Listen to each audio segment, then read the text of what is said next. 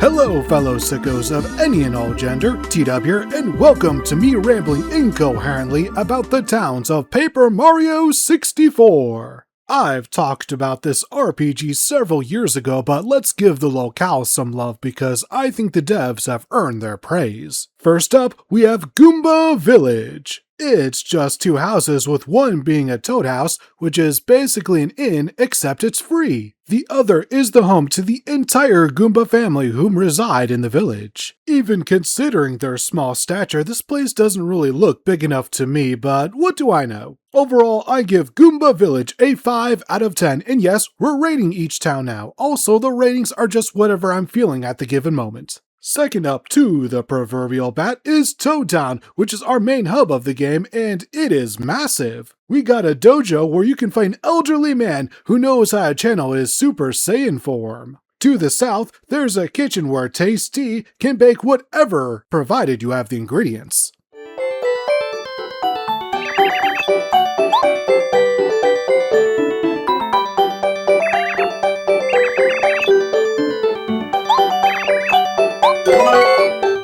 The southern area also hosts a couple of gambling minigames, and they're both equally capital B, capital S. That's right, Bologna shit. I've wasted way too many coins here. To the southwest, there's a port where you can find a giant tuna.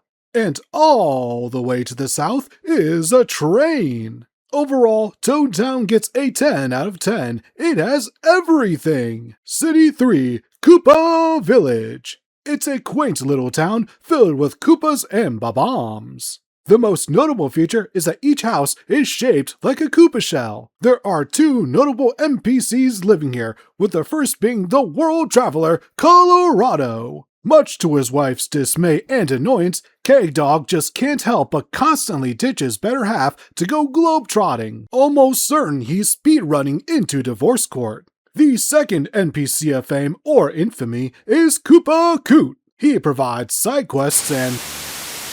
Hello, YouTube. This is Koopa Coot, and I just came for a public service announcement. And that announcement is that Mario is a no-good, toothless, murdering murderer who murdered my grandson. The Toad Town propaganda will tell you he's working with Bowser's army, but those lying liars are telling lies.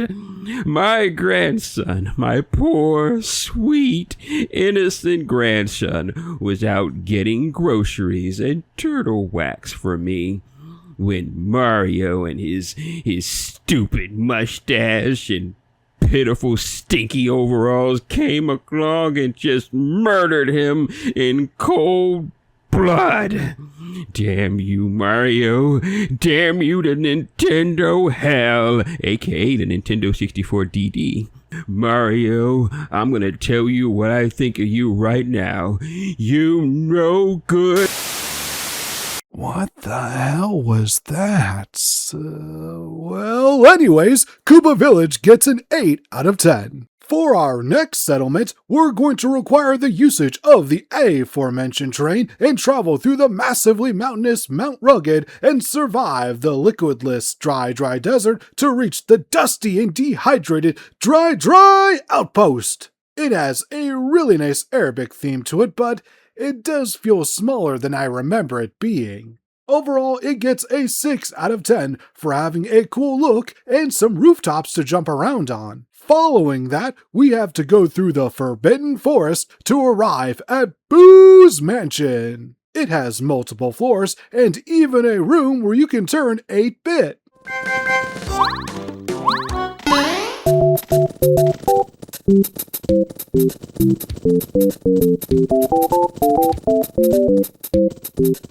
I will say it is lacking in booze. I thought there would be more here for sure. Oh, here they are, east of the mansion in Gusty Gulch. Despite having a lot of booze, this place is basically a big old nothing burger. I give this region a 6 out of 10. From there, we return to Toad Town so that we may ride on the back of a gigantic tuna in order to reach our next destination, Yoshi's Village. To the shock of, I'm sure, literally no one, it's populated by Yoshis. It's also tropical as fuck, and I am down for that theme. There's also technically a secondary residential area at the top of this ridiculously large tree where a raven by the name of Raphael lives. Yoshi's Village is a tiny area, but its vibes makes it totally memorable. 7 out of 10. For the next city, we'll be required to go through the sewers and engage with some light platforming, which is one hell of a requirement for the average working Johnny and Jennifer to visit the place.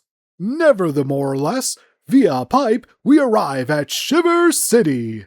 Anyone who knows me, and I think I do, is well aware that I love winter towns in video games. They just have this sense of whimsy about them, especially when done up as it is here, giving the city an almost holiday feel. Another plus is that it indeed has a good size with plenty of NPCs to talk with. Now, all the way to the east side of the region, we have Starborn Valley. This place is only marginally bigger than Goomba Village. Thankfully for it, Starborn Valley has a fantastic look for it, especially with the Aurora Borealis in the background. That 100% helps its case. On top of that, this is also where stars are born, which is a cool piece of lore. Overall, I give the Shiver region a 9 out of 10. Now, for our final settlement, it will take us all the way up into the stars. Literally. This, rad viewers, is Starhaven. It may be another one-screen city,